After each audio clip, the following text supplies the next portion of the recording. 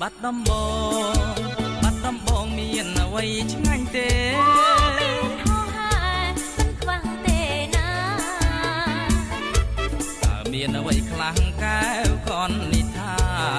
សូមមេត្តារៀបរាប់ប្រាប់ផង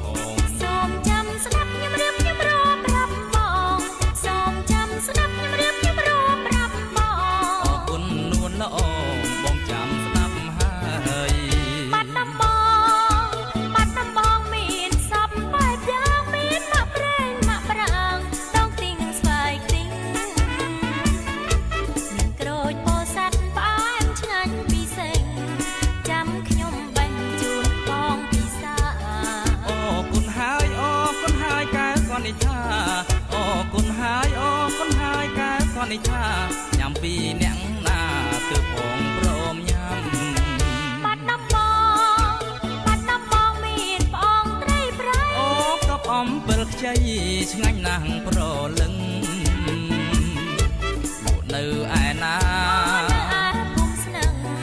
បើអញ្ចឹងយើងនាំគ្នាទៅយើងកាន់តាមផ្លូវភ្នំសំពៅយើងកាន់តាមផ្លូវភ្នំសំពៅរួចហើយហួងទៅលេងបបៃលិន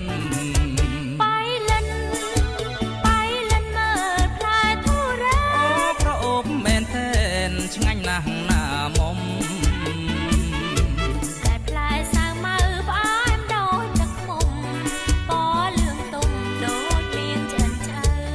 បបៃលិននឹងបាត់ដំបងសបាយណាស់ទៅបបៃលិននឹងបាត់ដំបងសបាយណាស់ទៅ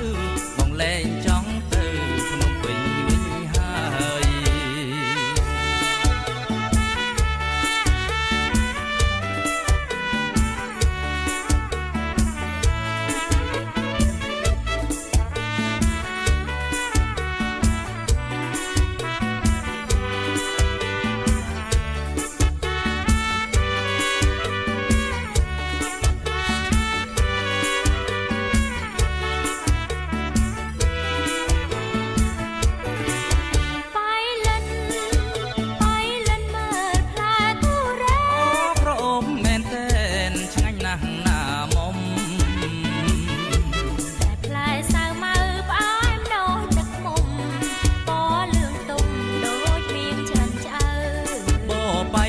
នឹងបាត់ដំបងសបាយណាស់ទៅ